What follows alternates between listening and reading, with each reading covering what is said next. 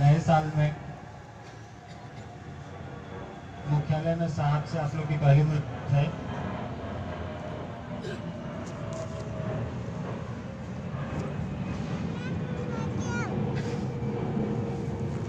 मुख्यालय की ओर से आप सभी को नववर्ष की शुभकामना, बधाई। साहब आपके बीच हैं। इधर आप लोगों से साहब बहुत दिनों से मिल नहीं पाए, इसके पीछे शारीरिक अस्वस्थता है साहब की। आप लोग देख भी रहे हैं, पैर में बड़ा सा घाव हो गया है जूते से कट जाने की वजह से। करीब 15-20 दिन से काफ़ी मुश्किल है अभी उनका चलना फिरना भी। आज तो जबरदस्ती आए हैं, लेकिन नहीं, आज मैं जाऊंगा लोगों से मिलने। तो आप लोग, हम लोग का सौभाग्य है कि इस हालत में भी साहब चल के आप तक हमारे बीच पहुँचे हैं। हमसे आपसे कुछ बात करेंगे, कुछ हम आप सुनेंगे उनसे। और ये देख के अच्छा लगा कि जितने लोगों को बुलाया गया, पहली बार लोग लगा है कि उससे कम लोग आए। नहीं तो अमूमन हम लोगों को समस्या हो जाती है, आप लोग को भी दिक्कत हो जाती है, लोग ज़्यादा हो जाते हैं, जगह थोड़ी कम है।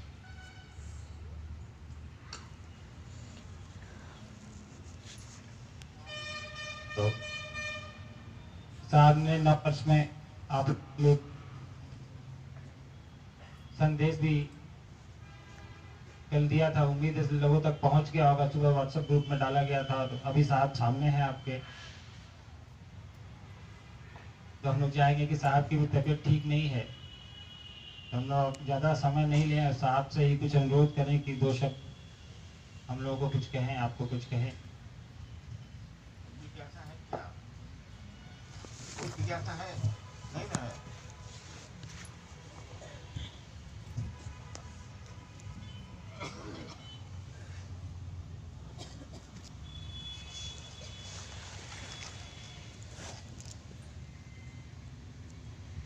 आज मुझको मिलना फिर नहीं था। पहले भी 9-10 को मुझको मिलना था, आज भी नहीं मिलना। लेकिन सोचा गया कि आखिर कितने दिन इस तरह चले।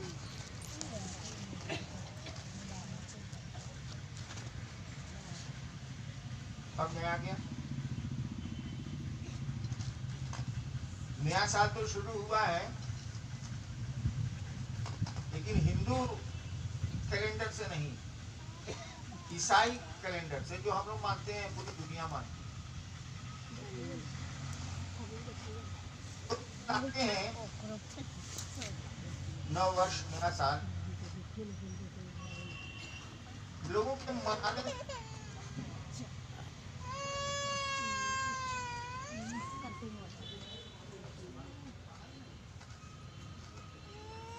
हम आगे बढ़ते आगे बोलने के लिए तो आपका स्वागत है इस नए वर्ष में। लेकिन हमारा आपका मन स्वागत करना चाहिए था उस महादेव का। नया साल आया है, हम लोग नए उत्साह से महादेव का काम करें, अपना भी काम करें। मैंने कहा भी कि अब हम लोग दुगुने उत्साह से, दुगुनी मेहनत से महादेव का काम करेंगे, साथ साथ अपना भी काम करेंगे।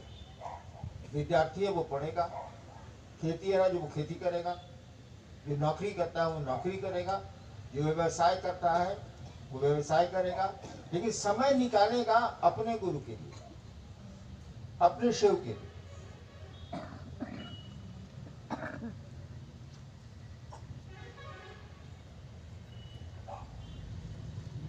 कल रात में बेगूसराय के अरविंद जी ने हमसे पूछा था मंडल जी से, मैं तो बैठा रहता हूँ, कि शिव शिष्यता में पाथेय क्या होगा। पाथेय मैंने समझते हैं, रास्ते में चलते हैं तो कुछ भोजन का सामान लेकर चलते हैं, खा लेंगे। बहुत लोग टिकरी लिट्टी भी लेके आए होंगे, टिकरी तो नहीं, लिट्टी जरूर लेके आया होगा, जाना है। लेकिन हम लोगों के लिए कोई नहीं लाता। हाँ, सामान तो इतना दे देंगे कि हम मना कर दिएगा कि सामान लेके आप नहीं आ सकते। एगो लिट्टी तो खिलाई सकते। तो कल मैंने कहा, अंत में कल मैंने कहा, उत्तर दिया अर्जुन जी के प्रश्न का कि देखिए, शिव शिष्यता में हम लोगों को मांगना चाहिए अपने महादेव से कि जन्म जन्मांतर तक, कई जन्मों तक, ये तो पता नहीं है कितना जन्म किसको लेना है, लेकिन जो भी हो, जन्म जन्मांतर तक मैंने उनके शिष्य के रूप में हम लोग लगे जगे रहे। और यही आपका नए साल का संदेश भी आपको गया है, आज ही डाला गया है, तो आप देखेंगे शिव शिष्यता कुछ है नहीं। इसको समझने की कोशिश करिए। एक ये दर्द है, भाषणबाजी नहीं है।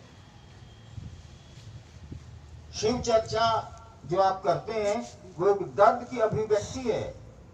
भाव को भाषा देने की कोशिश की जाती है। वैसे भाव को आप भाषा नहीं दे सकते हैं। कोई पूछे आप अपने बेटे को कितना मानते हैं, क्या उत्तर दीजिए? आप अपनी माँ को कितना मानते हैं, जवाब दीजिए तो जरा। कोई गणित है आपके पास? कोई मीटर है?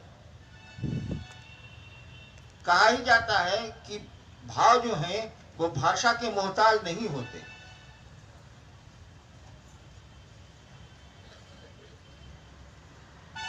कई दुनिया के बड़े साधु हैं, जिनको दुनिया जानती है, आप भी जानते हैं, आप तो बिहार के बहुत लोग रहने वाले हैं। दलाई लामा का नाम सुना? बौद्धिस्ट। वो अभी गया है, 1 महीने का प्रवास होता है उनका। उनके कार्यक्रम में 67 कंट्रीज के लोग हैं। 67 की हिंदी क्या होगी? 67 देशों के लोग आए हुए, और वो एक ही भाषा बोलते हैं, तिब्बती। हिंदी भी उनको नहीं आती। और 67 देश में अमूमन कोई नहीं उनकी भाषा समझता। तिब्बती भाषा कौन जानेगा? अंग्रेजी बोलिएगा तो लोग जानेंगे भी, बिहार में हिंदी बोलिएगा, झारखंड में तो जानेंगे भी, यूपी में। तिब्बती भाषा कोई नहीं समझता। 50,000 लोग रहते हैं, 1 महीने का उनका कार्यक्रम रहता है गया में। लेकिन आप देखिएगा कि लोग रो रहे हैं, इतने अनुशासित हैं कि कोई खड़ा नहीं रहता। बताइए, भाव भाषा की मोहताज तो नहीं है। दलाई लामा साहब तिब्बत की भाषा बोलते हैं, तिब्बती भाषा बोलते हैं, और अमूमन कोई नहीं समझता। और उनका कार्यक्रम 3 घंटे 4 घंटे रोज चलता, जब भी उनका समय होता। देखिए, भाव भाषा का मोहताज नहीं होता। और दलाई लामा साहब ने कभी कोशिश भी नहीं की कि अंग्रेजी में बोले या हिंदी में बोले। तो 4 पंक्तियां हिंदी की सुंदर बोल देने से, अंग्रेजी की सुंदर बोल देने से ऐसा कभी मत समझिएगा कि वह शिव शिष्य बड़ा अच्छा है।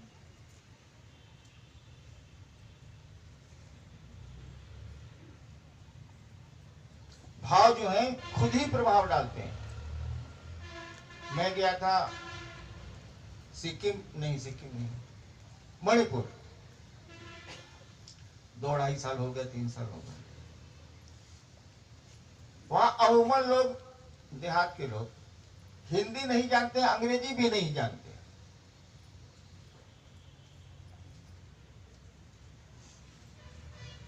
लेकिन जब चलने लगा 4-5 दिन के बाद में, तो हाई कोर्ट, ये एयरपोर्ट के सामने जितने लोग आए थे सब रो रहे थे। जब मेरी बोली कोई नहीं समझ रहा, उसकी बोली हम नहीं समझ। देखिए, भाव भाषा का मोहताज नहीं है।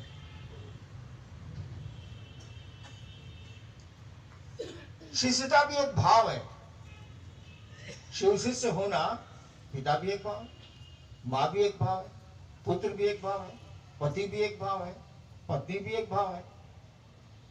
शिव की शिष्यता भी एक भाव है, भाषा नहीं है।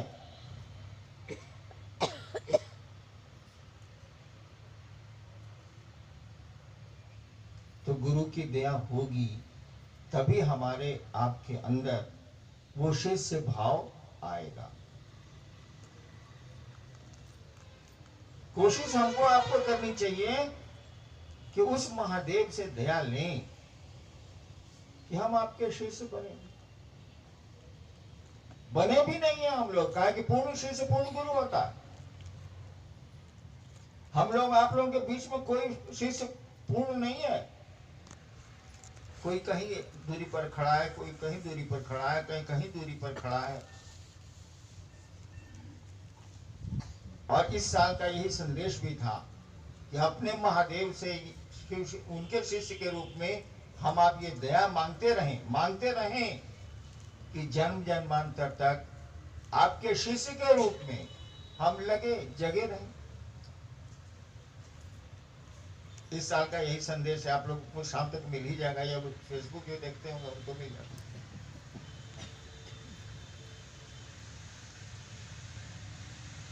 और एक बात जान लीजिए, शिव शिष्यता में 3 सूत्र कुछ नहीं है, शिव शिष्य भी कुछ नहीं है,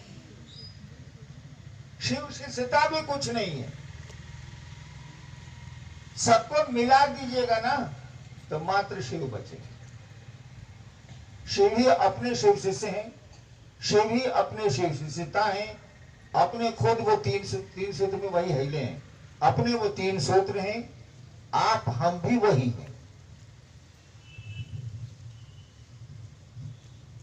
तो हम लोगों ने शिव को अपना गुरु बनाया है। उस दिशा में बढ़ने का प्रयास करिए। आप पहला सूत्र याद करिए ना, हे शिव आप मेरे गुरु हैं, मैं आपका शिष्य हूं, मुझ शिष्य पर दया कर दीजिए। ऐसा ही कुछ जरा सोच के बताइए। इस काम के लिए, यानी शिव शिष्य बनने के लिए, शिव की दया के लिए, शिव शिष्य बनने के लिए, दया के लिए कितने लोग उनसे दया मांगते हैं। पहला सूत्र तो है हम दया मांगते हैं महादेव से। भोजपुरी में हम कहेला कि पर पराई तो अपने मंगवा, यानी लौकिक कष्ट होता है, धरती की कोई असुविधा हमको आपको होती है तो हम अपने महादेव से दया मांगते हैं। क्या मन में ये ख्याल है कि इन कष्टों के अलावा भी एक बहुत बड़ा कष्ट है जो आपको शिव से नहीं बनने दे रहा? आपके हमारे कर्म फल, हमारा आपका जीव भाव। पहला सूत्र तो बना था शिव शिष्यता के लिए। लिखा ही है कि शिव शिष्य बनने के जिज्ञासुओं और शिव शिष्यों के लिए लिखा हुआ है। काहे के लिए? चलिए आदमी है, जरूरत पड़ती है, परेशानी होती है, मांगते हैं हम दया। क्या इसके लिए मांगते हैं कि मैं आपका शिष्य बनूं? अगर ये अहंकार है कि हम आप शिव शिष्य हो गए हैं तो आपसे और हमसे बड़ा मूर्ख इस धरती पर कोई नहीं है। हाँ, हम लोग बनने की कोशिश में लगे हैं। कहा कि कोई कुछ दूरी पर है, कोई कुछ दूरी पर है, कोई कुछ दूरी पर है। जब कोई पूर्ण शिष्य होगा तो वो महादेव होगा। कहा ही जाता है कि जितना बड़ा आप शिष्य है महादेव के या किसी गुरु के, उतने ही बड़े गुरु भी हैं आप, क्योंकि शिष्य भाव गुरु भाव में बदलता है।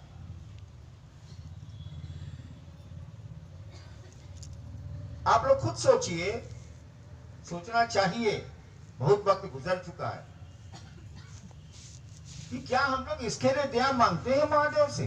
चलिए और काम के लिए तो मांगेंगे ही, मांगेंगे, क्या करेंगे यार, आदमी है। लेकिन ये काम तो उसमें जोड़ा जा सकता है जो मूल काम है आपका, जिसके लिए शिष्यानुभूति के प्रथम सूत्र दिए गए हैं कि हम आपके शिष्य बने। इतनी आप दया कर दीजिए। और वो दया करता है इसकी गारंटी हमसे ले लीजिए। गुरु का काम क्या है? लौकिक जगत में करे नहीं करे, आध्यात्मिक जगत में तो उनका काम ही वही है, शिष्य को अपने जैसा बनाते हैं।